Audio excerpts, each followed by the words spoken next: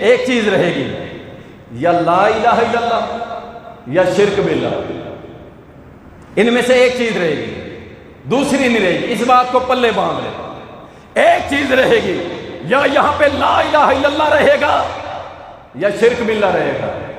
اگر لا الہ الا اللہ ہوگا تو شرک دفع ہو جائے گا، اگر شرک رہے گا تو لا الہ الا اللہ نہیں رہے گا۔